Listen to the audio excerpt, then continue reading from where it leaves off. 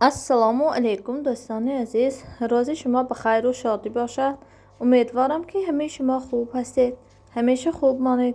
رحمت برای دستگیری های کانال ما، رحمت برای کامنتاری های خوبتان. در اینجا امروز من باز یک نمود رسپت آسان بلینچیک با کفیر آماده کردم. حتما رسپت ما را آماده کنید. به نهایت بلینچیک آسانی با مزه آمد. برای محصولات بلینچیک به ما لازم است دو دانه تخم را با 3 قاشق کلان شکر نقص کک لط میزنیم. من طوری که میبینید من 3 قاشق کلان شکر را انداخته من این طور لط زدم. شکرامو تا حل شدنش همین طور لط میزنیم. اکنون به بالای این به ما 250 میلی لیتر کفیر فرق ندارد چه خیلی که کفیر باشد. من اکنون به بالای کفیر را نقص کک لط زده به بالای کفیرمان باشد.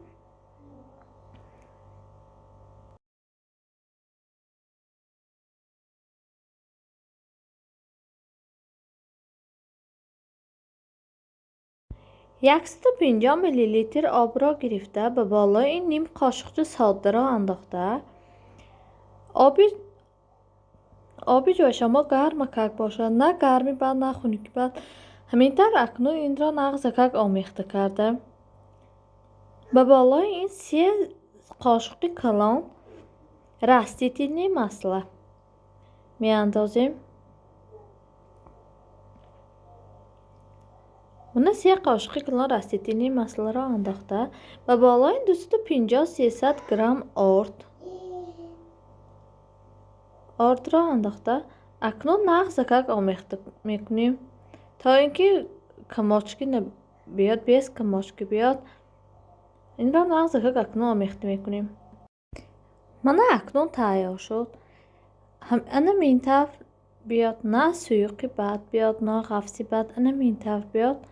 اکنون این را نقض کک کرده سکوراتک را در لابی بلند میمانیم. من انم این طور بیاد. اکنون یکته پخته میگیریم.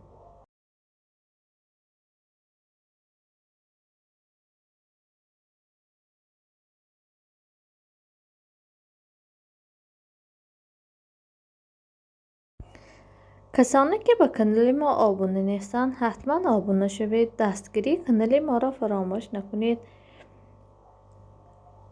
رسپت های نوتر و جالبتر در پیش است، حتما برای شما آماده میکنیم. من یک من بلینچیکم یعنی این طور پخته میگیرم. من بلینچیک این طور سوپ سرخ خوش را آمد.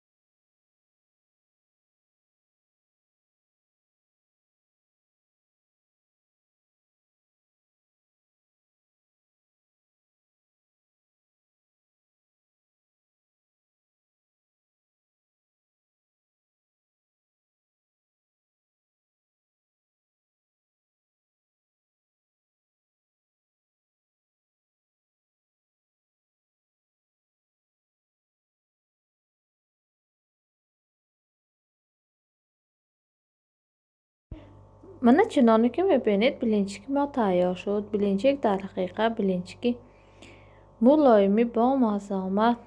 حتما برای عائله خودتان، برای فرزندای خودتان آماده کنید. خیر دوستان عزیز، در پناه الله مهربان باشید.